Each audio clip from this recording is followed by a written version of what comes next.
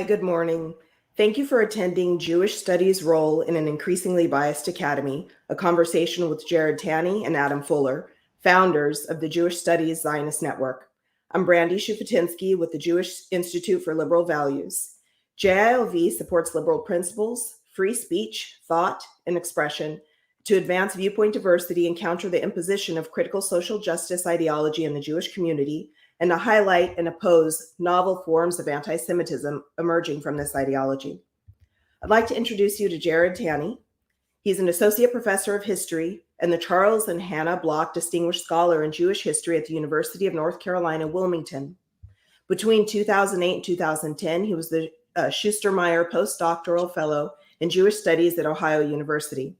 He received his PhD from the University of California at Berkeley, focusing on Russian and Jewish history. Originally from Montreal, Canada, he completed his MA at the University of Toronto and his BA at McGill University. Hi, Jarrod. Hi. I'd also like to introduce you to Adam Fuller. Dr. Fuller is an associate professor of politics and international relations at Youngstown State University. He's the author of 2 books, Taking the Fight to the Enemy, Neoconservatism in the Age of Ideology, and Israel and the Neoconservatives, Zionism and American Interests. Hi, Adam. Hello. So I'm really excited to have you both here. I want to thank you both for coming on and talking with us. And I'm fine to jump right in if that's good with you. Sure. So just to start off, can you please tell us why, what motivated you, why you founded the Jewish Studies Zionist Network? Okay, I guess I will take this question, Adam. The idea for doing this has been percolating in my mind for about a year. And the short answer, the 30-second answer to the question, and then I'll give a more extended one, is that I've become fed up with the pervasive anti-Zionism that exists on college campuses.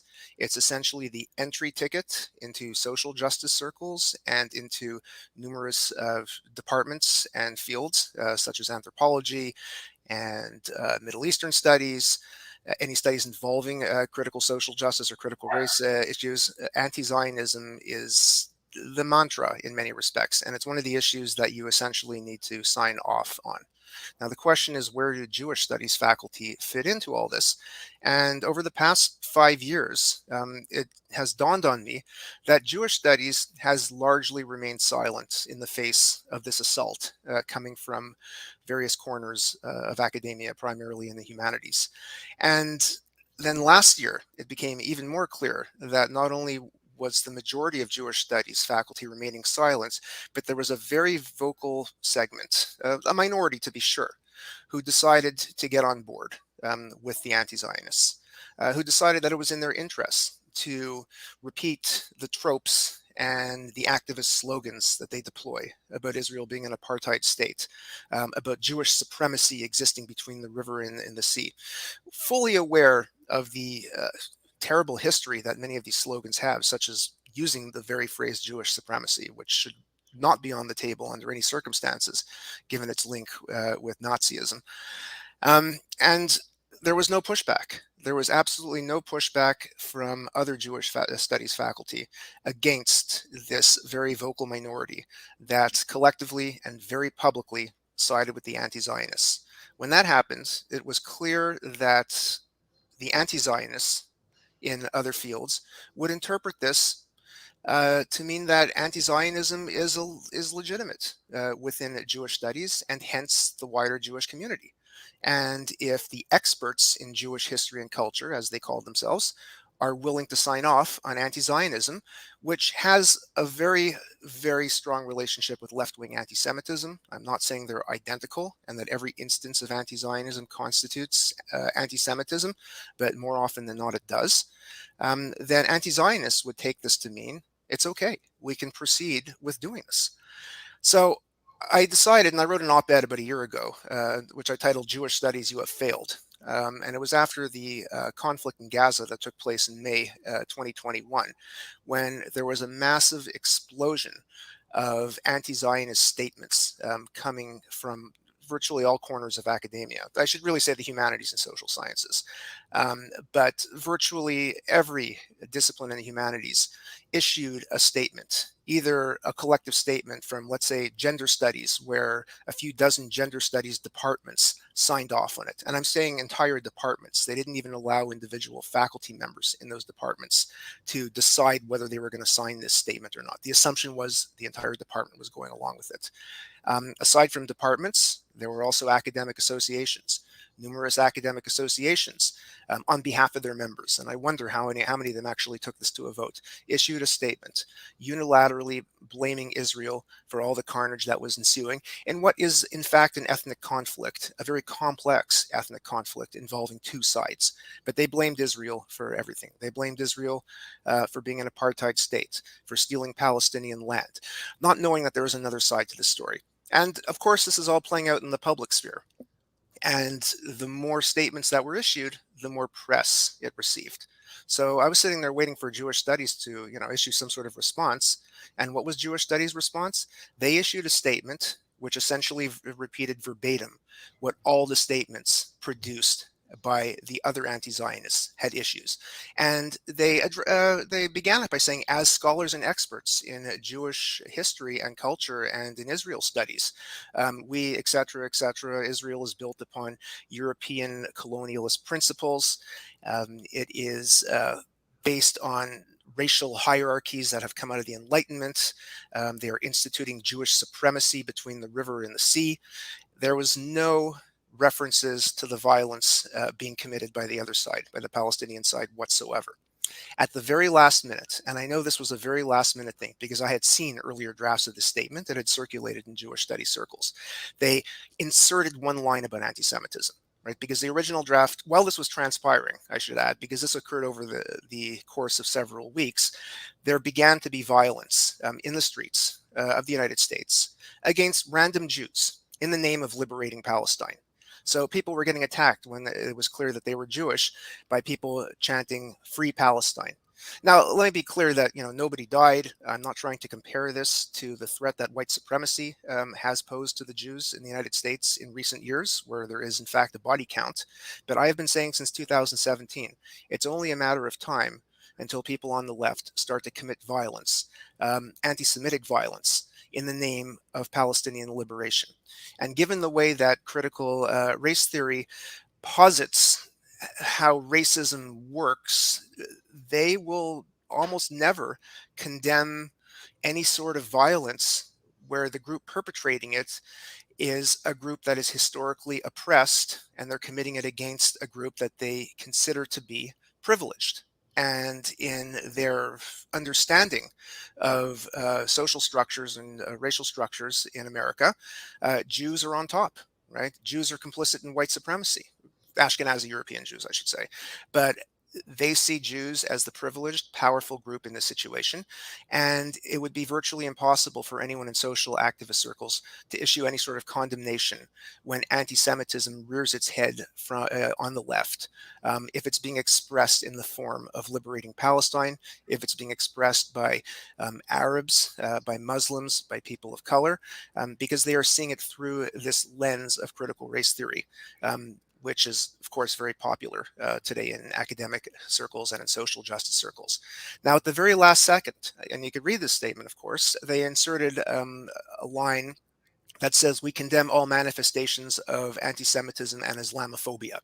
Why did they throw in Islamophobia? Nobody was committing violence against Muslims in the streets of the United States at that very moment. All the violence was being directed against the Jews. And that was a direct consequence of those other statements that had been produced. So throwing in, this, "We condemn all forms of racism, including anti-Semitism," they were essentially saying all lives matter to the Jews, which, I can't tell you how offensive it feels. When one group is under assault, in particular at a given moment, you should not be all lives mattering the situation. You should be focusing on that particular group that is experiencing victimhood at a given moment. So that prompted me to write that op-ed. I should say that that statement, and this is this was the shocking part, was signed by approximately 250 Jewish studies scholars. That means 250 people in Jewish studies were not afraid to get out in public and side with the anti-Zionists who had been ganging up against Jews and Zionism for several weeks up until that point. And that was the real shocker. And this had reverberations in the public, and donors started to pay attention and realize that they had been giving money to institutions that had been using this money to hire scholars who were essentially, I'm not making any comments on what they might be doing in their classrooms. I'm not in a position to evaluate that, but at the very least in public, are siding with, for what all intents and purposes is anti-Semitism. So I said, you know what, this can't be it. There has to be people in Jewish studies who oppose this, who are livid enough to actually take a stand, even if it means jeopardizing their professional career. Because becoming a Zionist in academia today could be professional suicide in certain spaces. So I said, I'm going to be an army of one if I have to, but I'm going to create a Jewish Studies Zionist Network, and I will see how many people I could get on board. We're going to craft a mission statement very carefully, and let's see how many signatures we can get. And yeah, I expected maybe 30, 35 people to get on board, but we were up to 143 signatures. Some very prominent people in various fields of Jewish studies, in all fields of Jewish studies and Israel studies, have gotten on board with this.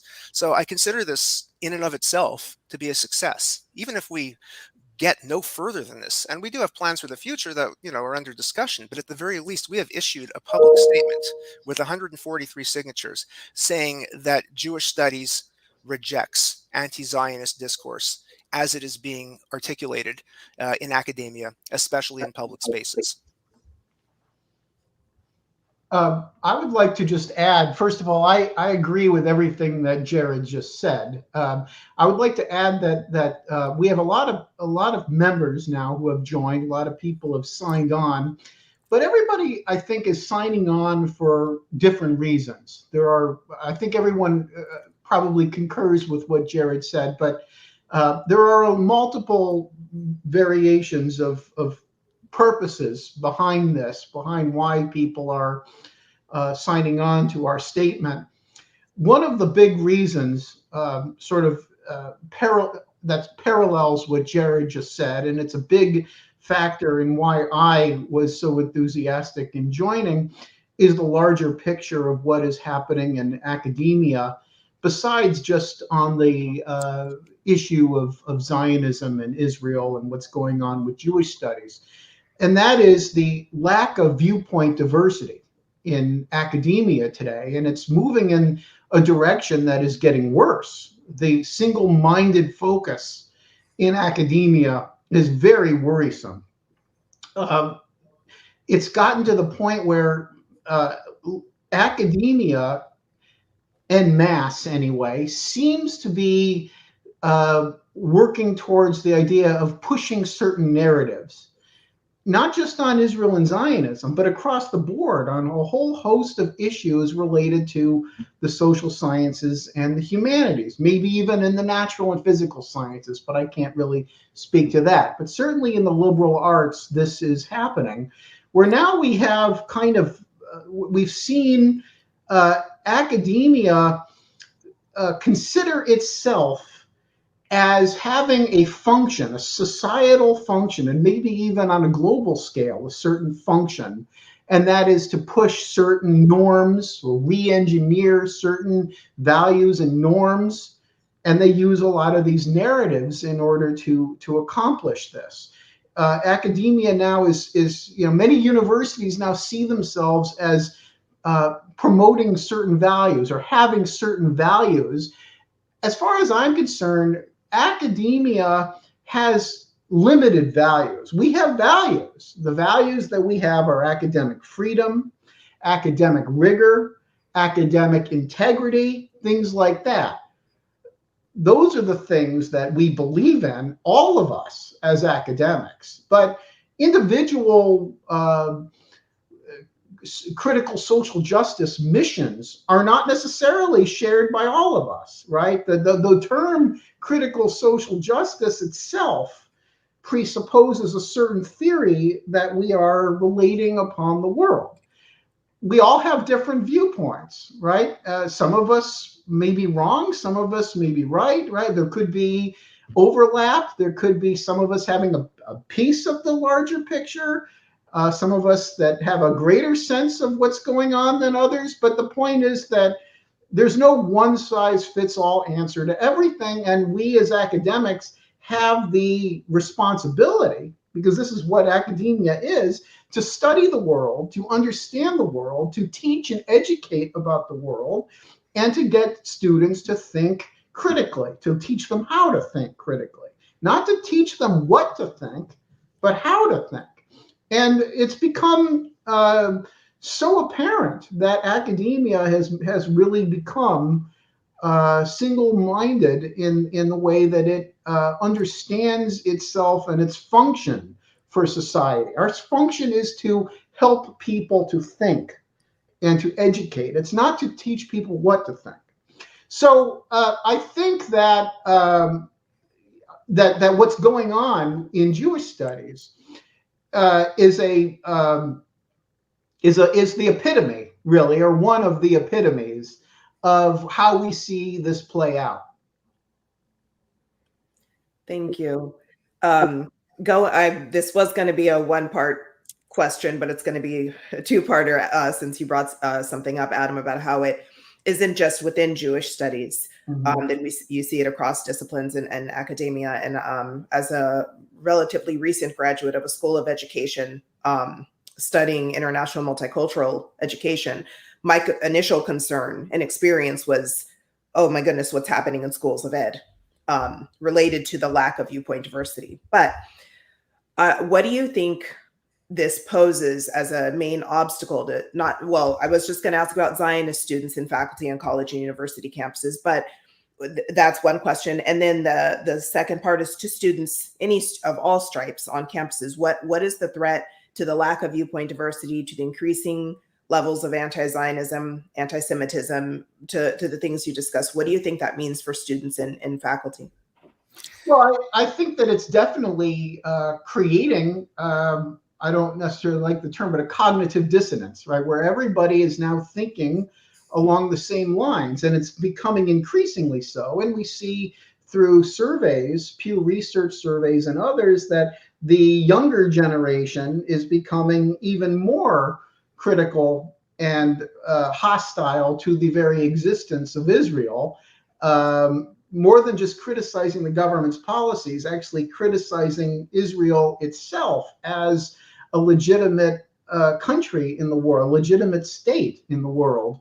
And a lot of it is predicated on misinformation. There's a tremendous amount of misinformation or one-sided, single-dimensional kinds of narratives that are being pushed that don't explain Israel's side of the story. But it's not just that. It's also the rewriting of the dictionary and the way in which we think about aspects of the human condition itself. Just at the very basic level, one example I have is like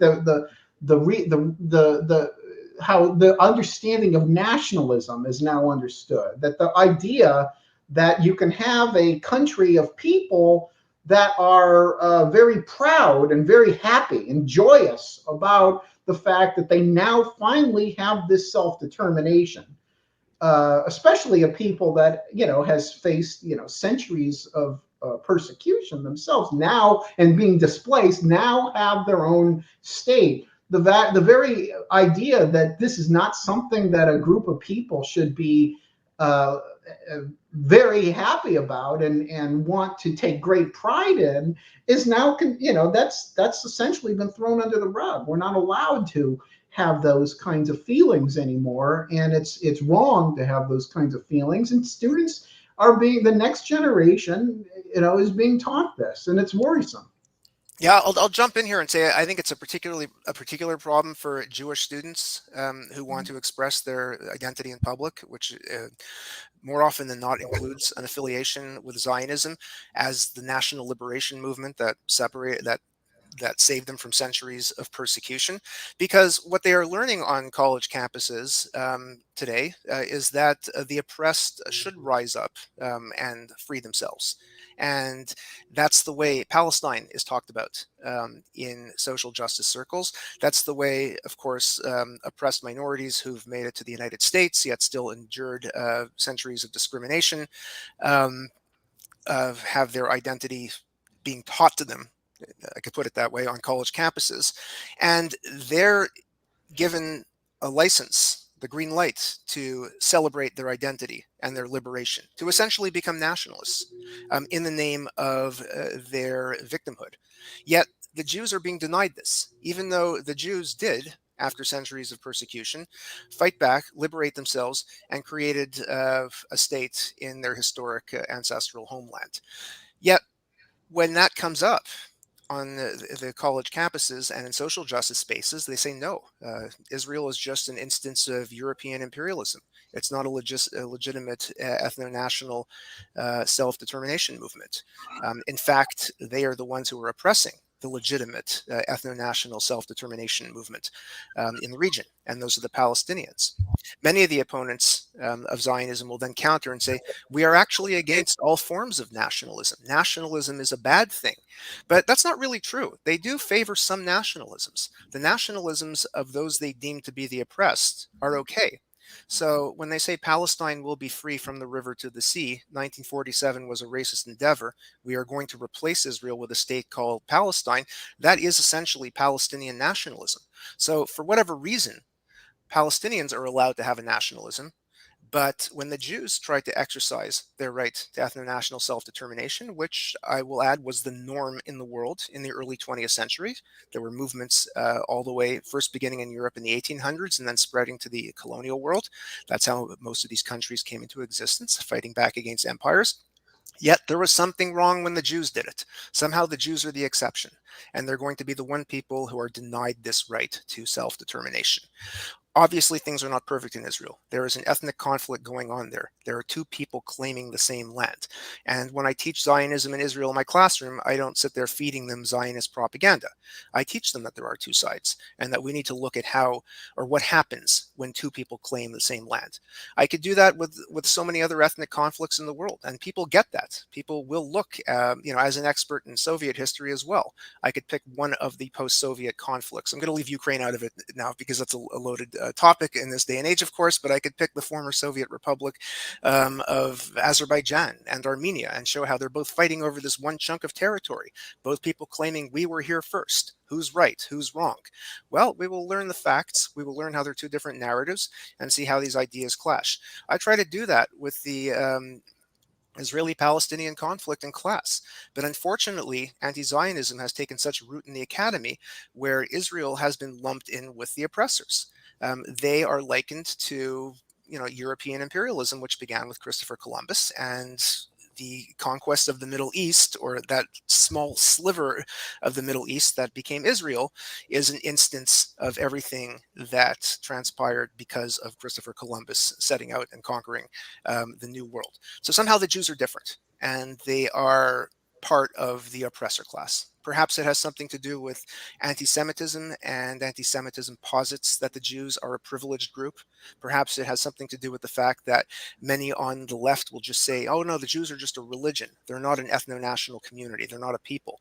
And religious groups shouldn't have their own state, which in and of itself is a problem, because you could look at the Middle East and see how many countries have the word Islamic in the official title of their country, and do have numerous laws that favor the Muslim citizens of their population.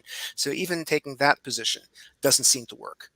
Yes, of course, this is very complex, and Jewish identity is very complex in and of itself. But that, as Adam suggested, is what we have to teach in the classroom. But we are being put in a position, in general, in academia, where this is just not allowed anymore. I can only just add that I think, yes, the anti-Semitic element and that Jews are independently singled out as being, the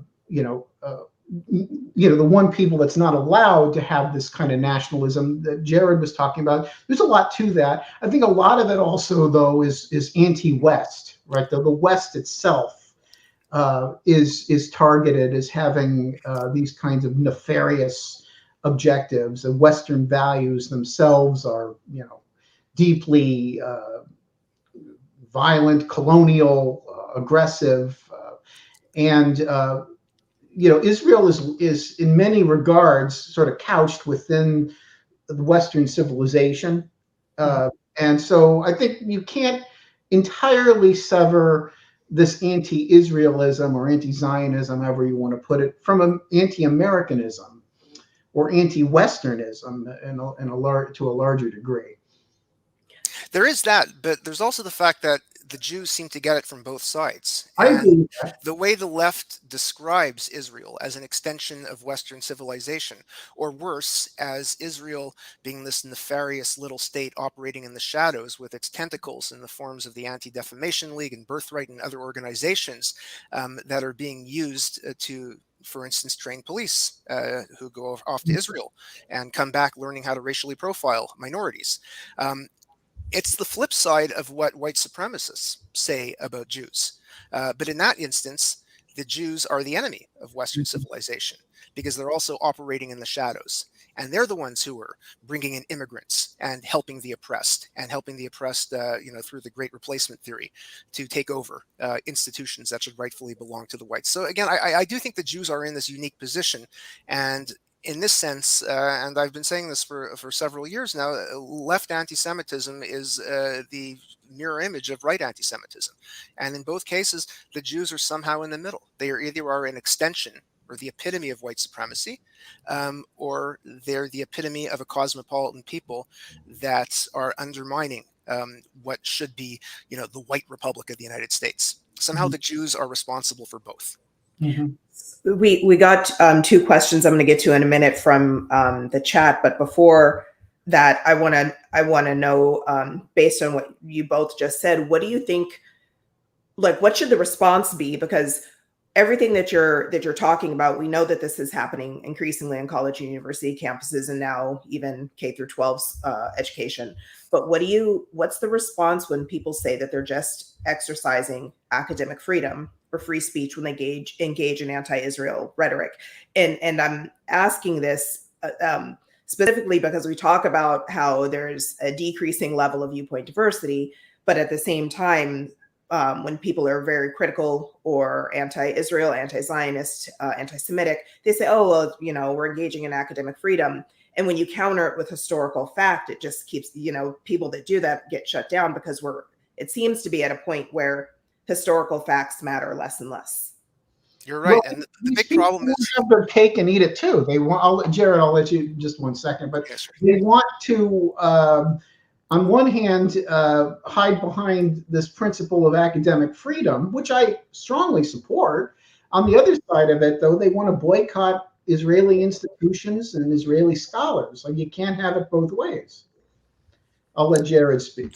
Yeah, there's a lot of hypocrisy, as Adam is suggesting, in there with their approach.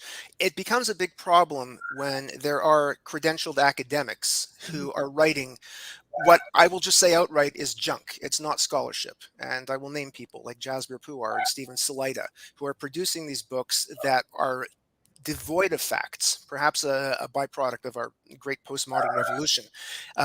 So Jasbir Puar wrote this book, The Right to Maim. And their whole point is it's an extension of this Israel colonizing Palestine in the name of some sort of Western project, except she sees it in terms of disability studies, where the goal of Israel is actually to starve the Palestinian population and stunt their growth. So the goal isn't genocide, but it's to create a racially degenerate group of Palestinians or a disabled Palestinians. And this is the way that Israel is going to exert control over their bodies. It's the most absurd book in the world, published by Duke University Press. The proper response to this work in an ideal world is to deconstruct it academically and show why this is a problem and this is junk. It's not scholarship. And someone like Carrie Nelson has to be given great admiration for doing this. And he's written several volumes. The one that I will mention here is a book called Israel Denial. And he explores a handful of these scholars, including Stephen Salaita and Jasbir Puar and a few others, and painstakingly goes through their works and shows why this doesn't hold up as good scholarship. Now, does that mean that the wider community is going to listen? Are the social justice oriented professors who want to teach Palestine as a colonized project in their classroom and solely teach that, are they going to listen to scholarship that shows that some of the works that they are assigning should not be assigned? Probably not. So the response should be, viewpoint diversity, critical inquiry, teach students how to evaluate facts as they receive them and come to their own conclusions. But unfortunately, that's not happening as much as it should, which means that many of us who were reluctant to become activists in the first place are being pushed in the realm of activism. I didn't set out to become an activist. 10 years ago, I would have never thought I would be doing this. But unfortunately, this is where we are at. That I've come to believe that Jewish studies needs to issue a response to the anti-Zionism in the academy. And given that so many in Jewish studies believe that their ticket of admission into the social justice academic club is to sign off on anti-Zionism, they're going to go along with it by either keeping their mouth shut, paying lip service to it, but they're going to do whatever it takes to make sure that they pass the litmus test of admission. So other than that, I don't know if I have a great answer to what we can do about it. But of course, academic freedom is a cornerstone of the universities. And if these people want to keep writing their books, obviously they should be allowed to do it. I mean, I'm not in favor of censorship by any means whatsoever. But as I was pointing out earlier, though, academic freedom is one academic value, like the academic rigor and academic integrity. If they're actually being dishonest in their scholarship, we as an academic community, as Kerry Nelson did in his work, have a responsibility to point it out. If they're not being rigorous in their research, if they're not being rigorous in their thought process, if they have razor thin understandings of the context in which they're studying, then academia studies it and basically calls this work garbage. Well, that brings yes, up but one thing though, but see, there's a few levels before we get to that point, and those barriers have utterly failed. Right? It should have never made it past a book like that. Should have never made it past Duke University Press. So Duke University Press needs to be held accountable for not upholding the academic standards that a press attached to an eminent university claims to uphold, whether it's the peer reviewers or the editor-in-chief. Someone let the ball drop there, and they did not do their job, which then required someone like Kerry Nelson to go in and deconstruct this work and show why it's a problem. But it should have never gotten to that point in the first place. A book like that should have never been published by an academic press. I mean, some would argue that one of the reasons it was able to be published, or any book that doesn't stand up to academic rigor, is able to be published, is because there's this line, this ideology that the academy itself is white supremacy. So anything that would be a check or balance on something meeting a certain criteria is demonized. I want to get to one of the questions in the chat. Somebody asked, how do you integrate critical social justice or critical race theory concepts into the classroom while promoting viewpoint diversity? And if you do, does the classroom discussion go off the rails? I'm not going to answer that question, since I would not even claim to be an expert on critical race theory. Of course, I have studied it to the extent that it's impacted the Jews and Jewish history, but I teach Jewish history. I teach all the Jewish history courses at UNCW where I teach. And, you know, the United States is just a very small, American Jewish history is just a very small part of the picture in it.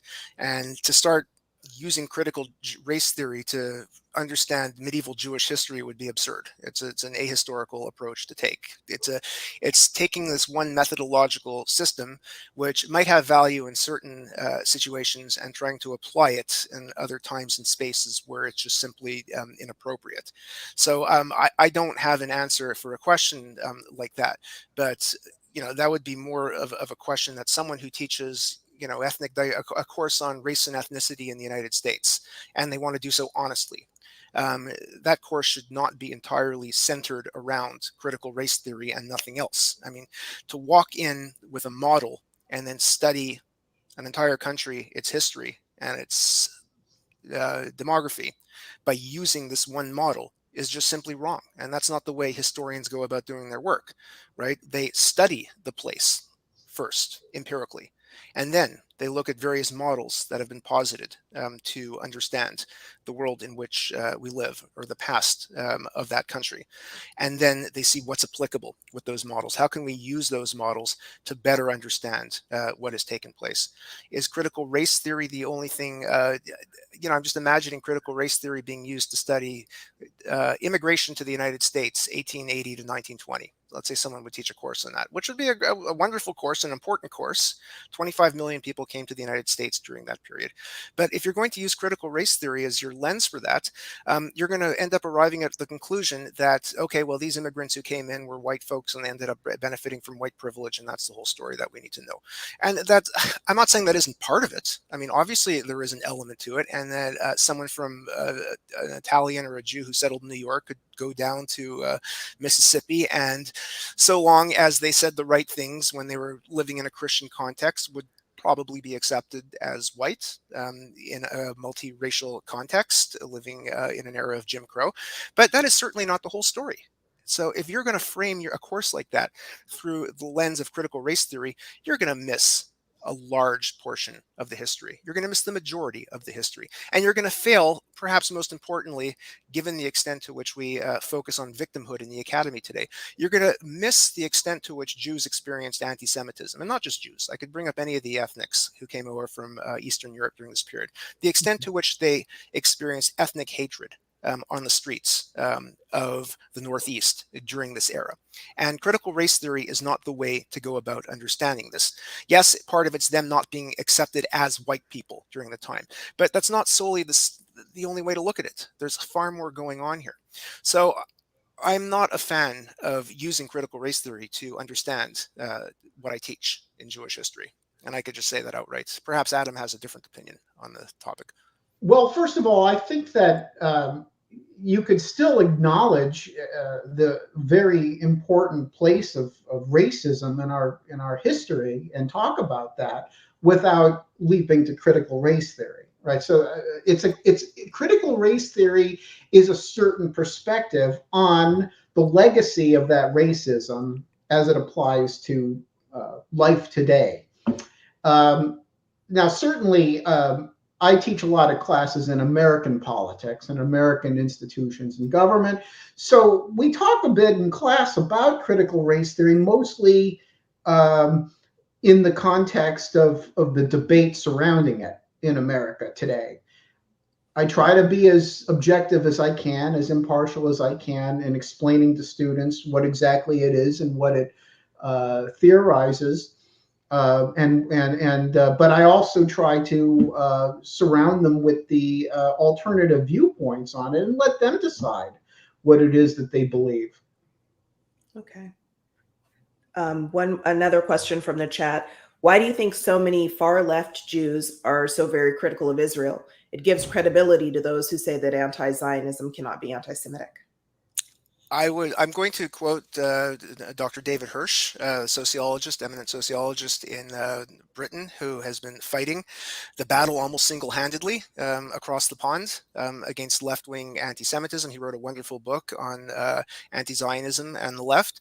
And I would say that for a lot of these people, it's their ticket of admission to the social justice academic club. Jewish studies has always had a bit of an inferiority complex since its very founding. It's not that old a discipline. And a lot of people in Jewish studies want to be accepted by the wider community.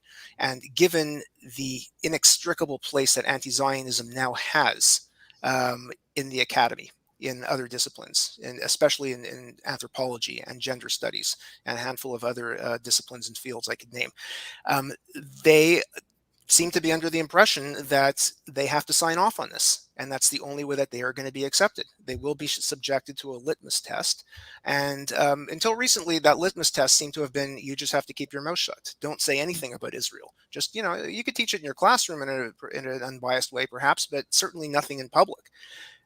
But if last May demonstrates anything, it suggests that there are several hundred people in Jewish studies who believe that the only way that they are going to be accepted and not thrown in with the oppressor class and not lumped in as an instrument of white supremacy, bringing these Zionist values into the classroom, is to demonstrate their own anti-Zionist credentials.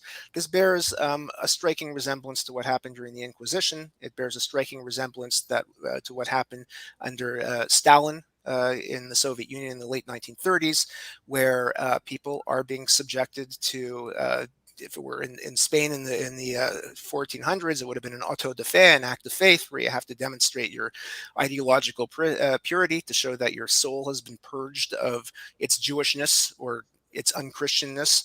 And if it was in the Soviet Union, you had to show that you were a loyal, devout communist and you're repenting for any mistakes of the past. Now, again, we are living in a democracy. There is freedom of speech here, and nobody is burning anybody at the stake or sending anyone to the gulag. So again, the analogy is more discursive. This is what's playing out in the public sphere. I am not by any means suggesting that we are living in a Stalinist state or a state like the Spain of Ferdinand and Isabella, but the way it is playing out discursively is very, very similar. There are ideological purity tests on the left. And my sense is that, there are some true believers in Jewish studies who genuinely believe that Israel was a profound mistake, or worse, a racist endeavor, and that it has to be relinquished, and that Jewish identity needs to be centered in the diaspora. And we need to forget about Israel and move on. There are some of the genuine believers on the left, and there are some in academia, and I know some of them, and Adam certainly knows some of them too. But I just can't imagine that those several hundred people who are going along with it all feel this way. I think a lot of them, for them, it's just a matter of wanting to be accepted. Mm-hmm.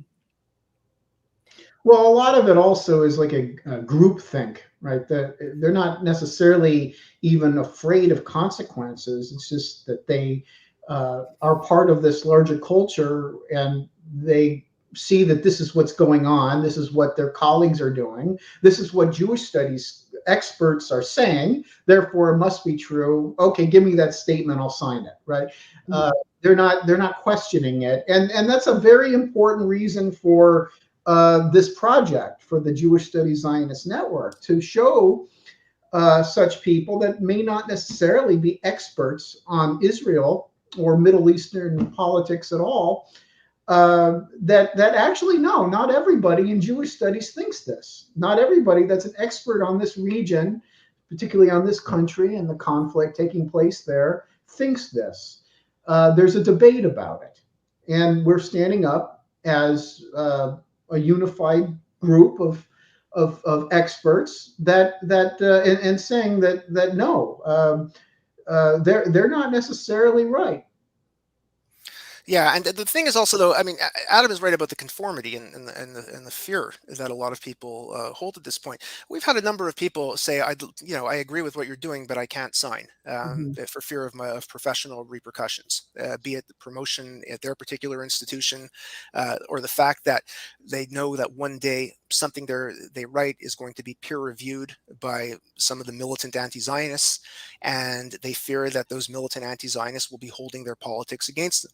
Will they hold their politics against them? It's a small, first of all, even though peer review is supposed to be anonymous, we're a small enough field where most people know who's written what. Will these people hold their politics against them? Perhaps, perhaps not. But is it really worth taking a chance over an issue I would rather just see, go away, even though I do, sort of agree with you? Conversely, when that statement was issued last May, and 245 people who signed them, quite a few of them were actually assistant professors, people who were not tenured yet. So clearly that fear does not exist on the other side. They believe there is fear in coming out as a Zionist, but they don't think there is any fear in coming out as an anti-Zionist. They think that they're secure as untenured professors, and that they could express or go along with anti-Zionism, go along with this groupthink, and it won't have any negative consequences on their career. It'll only have positive consequences, if anything. And that speaks volumes to the fact that anti-Zionism is the party line in academia today, that the people who are looking at promotion and publications and whatever else are not necessarily even in Jewish studies, but they're, in these other fields in the humanities. They're the ones sitting on these committees. And there is a profound belief within Jewish studies that if you come out as a Zionist, those people sitting on those committees will hold your politics against you. I think it's somebody made this comment, and I think it speaks to those that kind of just want, they think Israel was a mistake, want the whole issue of Zionism to go away, that they have to ignore a significant portion of the population, like this chat, who said, being born Jewish in a Muslim country, I lost my, and the only country that would accept me unconditionally is Israel. Growing up in Iraq, I would be killed if I say I'm a Zionist. By definition, every Jewish Israeli is Zionist. And I just wanted to read that comment because when you think about the outside of the American context of what it means to be a Zionist, it is different. Absolutely. So, I mean, the Soviet Union is a perfect example. yes. You want to see being held to a litmus test taken to the extreme in the post-Stalin era, right? We're not talking about, necessarily being sent to the Gulag here, but any Jew who remained silent, uh, never voiced a word on Israel ever, was still expected, if called to issue an anti-Zionist statement. They were asked, where do you stand on Israel, regularly in terms of their employment. If there was any suspicion that their sole loyalty wasn't to the Soviet Union, that they renounced any loyalty to Jewishness, which by the time we get to the late 1960s in the USSR meant Zionism, which was, of course, in bed with the West because of the Cold War, then you would be accused. I could just name one example in my research. I was researching Odessan Jewish culture, which really has nothing to do with Israel and Zionism in any way whatsoever until very late in the Soviet period. And I remember coming across a piece. It was shortly after the Six-Day War in one of the local newspapers, where three of the leading satirists, whose work I'd been following, who had never said a word about Zionism and Israel ever in their career, put in a short piece in the newspaper denouncing Israel. Denouncing Zionism and Israel and claiming we have no affiliation with it whatsoever, and our loyalty is to the Soviet motherland, end of story. And we reject any Jews who express any sort of loyalty to Zionism and Israel. There is no way that they decided on their own to write that piece. I mean, their superiors obviously demanded it of them, and probably threatened their employment if they did not do so. Iraq, of course, the Middle Eastern countries, that's another story. And anti-Zionism, in many ways, it has its origins not just in the USSR, but in many of these Middle Eastern countries, where Jews were likewise accused after 1948 of having loyalty to Israel. Even if they kept their mouth shut, there was still a suspicion that given the opportunity, they would support Israel in the event of a war with these countries. And these were countries that were at war with Israel regularly. And the countries ended up purging themselves of their entire Jewish population. There's virtually no Jews left in the Arab world today, outside of some pockets in North Africa. But if we look at the countries that have gone to war with Israel, or the countries adjacent to them over the years, the communities were decimated. And the reason being is that the fallout of the creation of Israel was taken out on them. They were blamed for it. And perhaps most of these people had no interest in being Zionists. They wanted to go about just living their lives as Jews in the countries that their ancestors had lived in for well over 1,000 years. But they were essentially conscripted into this politics. And that is sort of happening in the United States today on college campuses. When you have a Jewish student who wants to be on the student government, which happened at a school in California a few years ago. I forget if it was Stanford or UCLA. It was UCLA. And this Jewish student was asked, where do you stand on Zionism and Israel? During her interview, or during one of the discussions. I mean, that is subjecting a Jew to a litmus test, suspecting them of some sort of Jew loyalty. Can you imagine a Chinese American student trying to apply for a position in the student government, and them asking this student, where do you stand on the People's Republic of China, to see if they have any loyalty to their ancestral homeland? I mean, it's absurd. It's only the Jews who are subjected to this. I shouldn't say that. Okay, obviously after 9/11, much of this, there was a lot of Islamophobia, and this did happen to Muslims in the United States as well. But there was a particular historical context at that moment in the U.S. Because of 9/11 that helps explain why that was happening, and of course that's fundamentally wrong, and that should be fought against as well. But it just seems that the Jews are being perpetually subjected to this litmus test, especially if there's any little flare up in the Middle East, like what happened last May. So as we see this rapid increase of Jew hate and anti-Israel rhetoric and anti-Zionist rhetoric coming increasing in spaces of learning, we hear Israel incorrectly labeled as an apartheid state. People call Zionism settler colonialist, define Jews as European and white. What do you think the response should be in the face of such lies? Well, it depends the space that we're talking about. If we're talking about the classroom, then the response has to be education. If we're talking about books that are written by professors making these claims, then the response has to be rigorous scholarship. It has to be reviews being written, ideally for a popular audience. So the public, the educated public, because there is a large academic adjacent population that wants to learn about this stuff. And we have to make sure that we cater our literature toward them far more than we're doing. We're doing a very lousy job at that. If the response is in public spaces in terms of student groups or professor groups or BDS resolutions being passed, then the response has to be in the form of activism as well. And we have to go out there and we have to counter their simple slogans with, occasionally simple slogans of our own. I mean, it really depends on the venue in which we are waging war at this point. And which is why this statement, which we, spent a lot of time drafting. I mean, we had several different versions of this, and we are making it clear that we all have different political views in the people in our group. We don't all share a vision for what the future of Israel should look like, what the resolution of the conflict with the Palestinians should be. We would never agree on that, and our group would fall apart in 5 minutes if we tried to do that. But we all do agree that saying Israel is a racist endeavor is wrong. And we need to be able to harness the basic facts of Jewish history, the basic facts of what ethno-national self-determination does mean, even in social justice circles today, because they will gladly use this concept when it's useful to them. And we need to show how this can apply to the Jews and Israel, and that the war that Israel has had against its neighbors and the Palestinian population since 1948 is your run-of-the-mill ethnic conflict. Okay, I mean, all ethnic conflicts do have variations, that goes without saying, but I could point to a dozen other conflicts in the world that could easily become, the focus, the laser focus of these activist groups, should they choose to do so, and pick and choose which facts they want to stress. But for whatever reason, they latched on to Palestine and Israel as being the cause. The group that they want to valorize as the universal victim, and the group that they want to vilify as the universal oppressor, the Palestinians and the Jews. So the response... 50-something state people in the world, right? The Palestinians get like 95% of the focus. The other 5% would be Tibet. Yeah. Exactly. I'll never forget when I went to school at the University of Toronto. I lived about a block from the Tibetan, I guess it was a consulate. It wouldn't have been the embassy. There were always about 3 people outside holding a sign saying "Free Tibet." And this is the 1990s. Things were not good in Tibet for the Tibetan population then.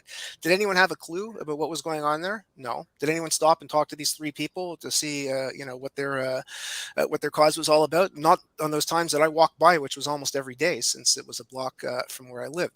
So yeah, they get no attention. And, they'll occasionally bring up Tibet when you question the left, why the double standard? Why are you only focused on Israel? Why are Palestinians the only stateless people you want to talk about? They'll say, no, what are you talking about? We do talk about Tibet. We do bring up the Kurds every so often. Yes, there are Uyghurs living in concentration camps in China. They'll occasionally throw out another group. They have ready-made responses for any attempt to try to show why there are holes in the ideas that they are putting forth. Well, given those holes, it makes it kind of obvious to see, or to feel like, whether right or wrong, but that there's a reason, and the reason is anti-Semitism. But another question from the chat is, does the Jewish Studies Zionist Network have plans to publicly counter anti-Zionist propaganda propagated during campus events such as Israel Apartheid Week or the recurring Israeli-Palestinian tensions?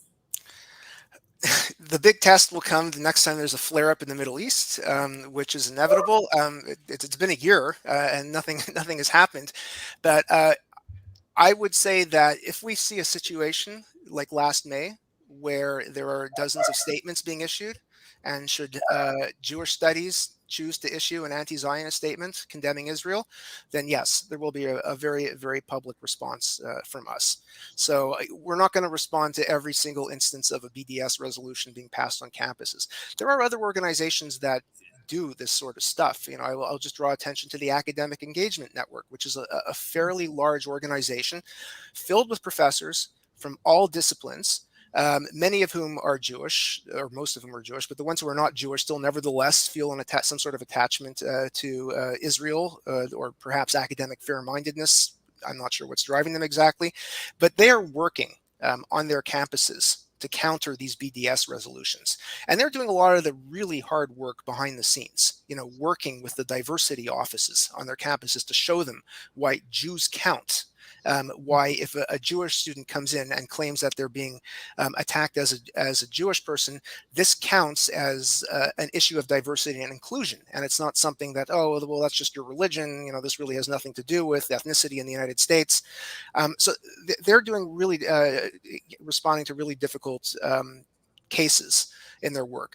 Our task is different here. And at this point, our very modest goal at the beginning was just a public declaration to show that Jewish studies is not going on board with the anti-Zionists. And perhaps this is what we are slated to do in the coming months and year or so, is that we will be issuing statements. Now, it would be a little bit silly to just keep issuing one statement after another every time something happens. But this war of words that's taking place in the public sphere is having profound damage. It does have ramifications because people are reading it. It does make the press. And worse, it's having an impact on college students who are being subjected to these litmus tests, or who are choosing to remain silent in fear because they are scared that if they come out as a Zionist, if they, let's say, go to a Hillel event, that they will be attacked by Students for Justice in Palestine, and there's nobody there to listen to them. That's the other thing I should add, and this brings me to the point number 4 in our mission statement, which sort of stands out from the other ones, and I really want to stress this.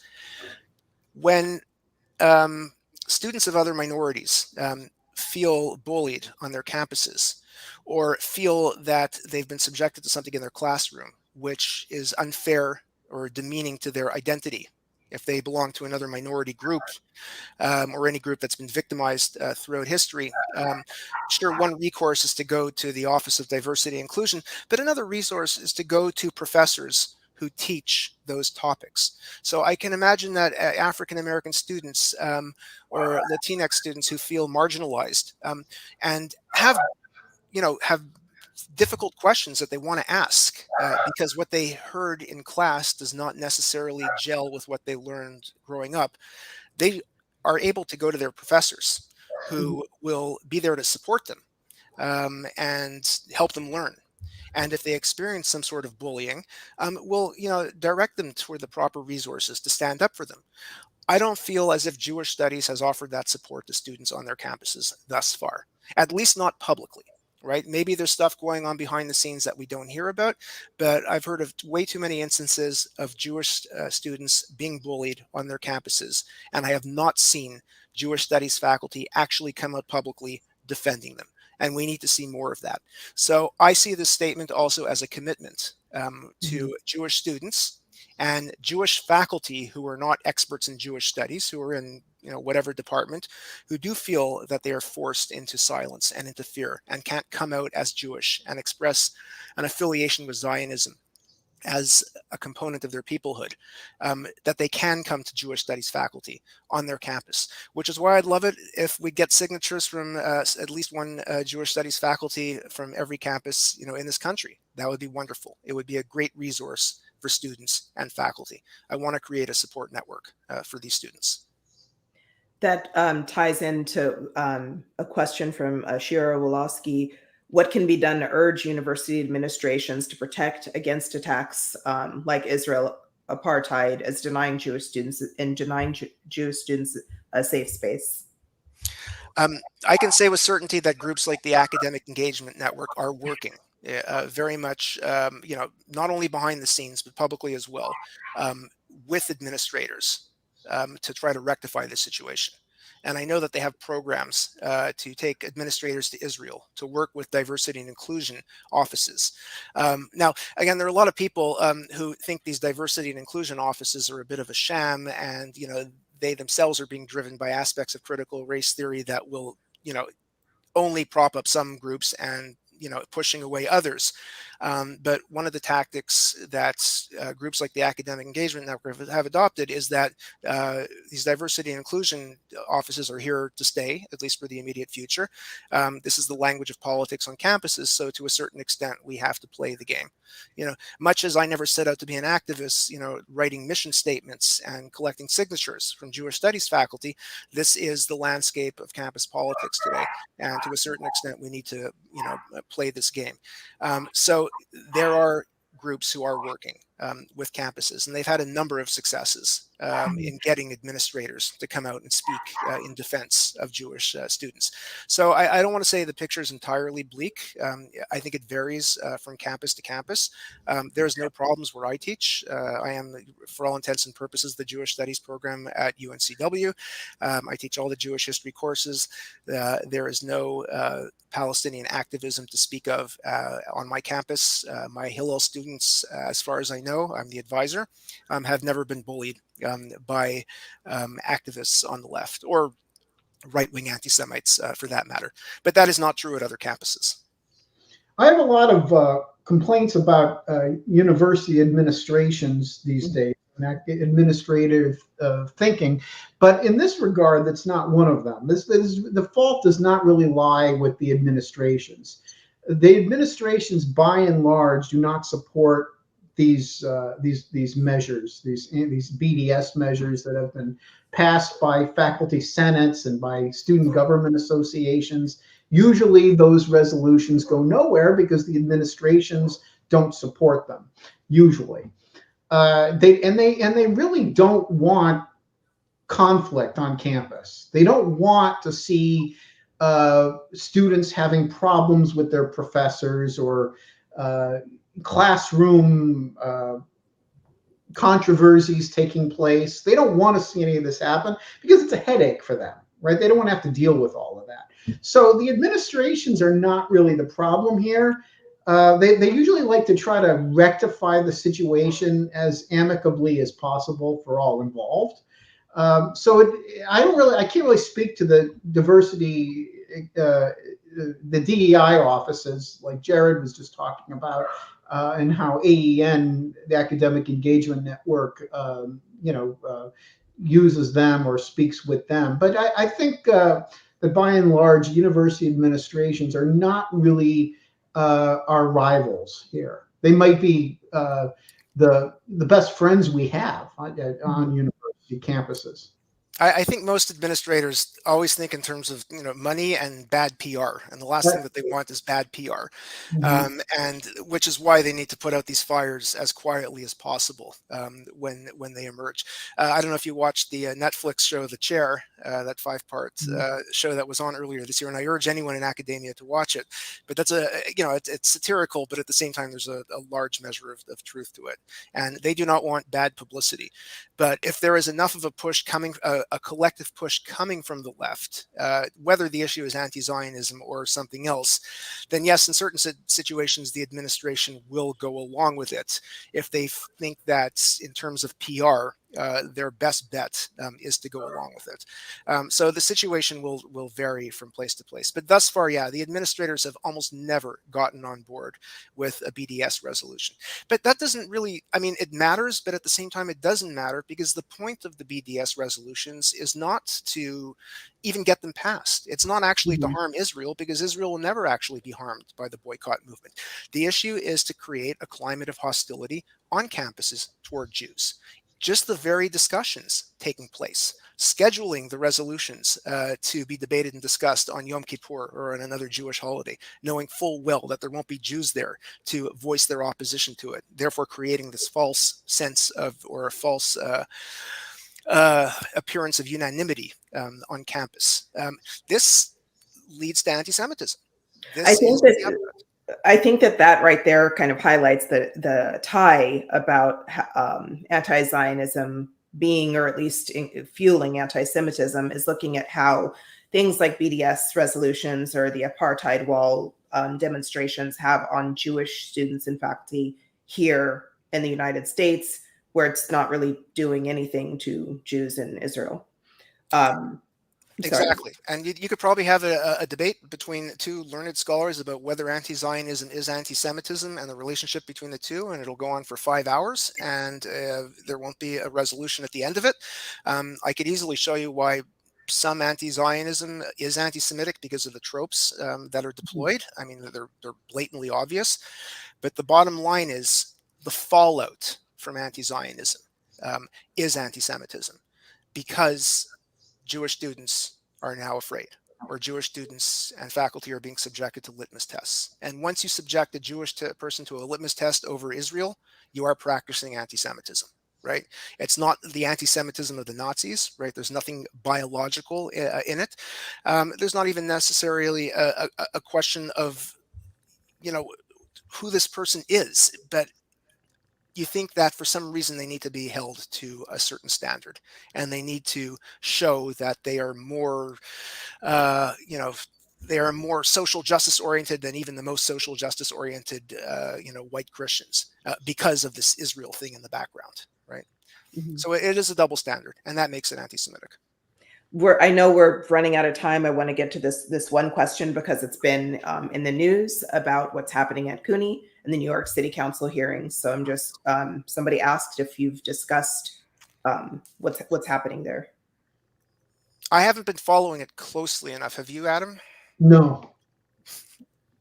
Yeah, I'm afraid I can't give a good answer to that then, because I haven't. I mean, I've been following it, but not closely, since there is another one of these CUNY-like incidents every 3 months, and they tend to follow this, have the same pattern over and over again.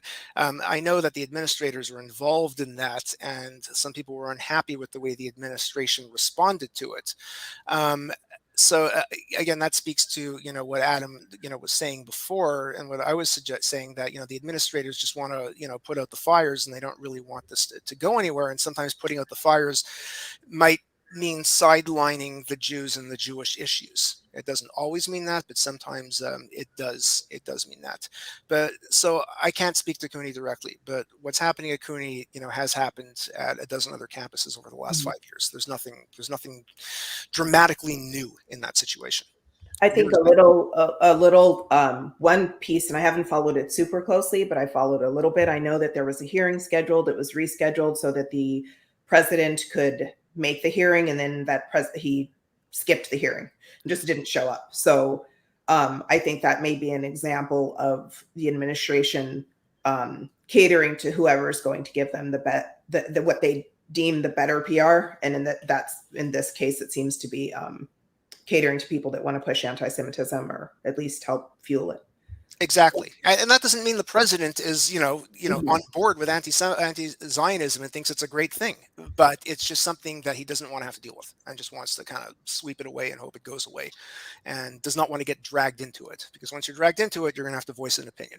And once you're voicing an opinion, there are going to be people who are angry. And if you're the president of a university, there are going to be donors who are angry on one side or another. And there's going to be faculty who are angry. And university presidents do not want to put themselves in that situation. Yeah.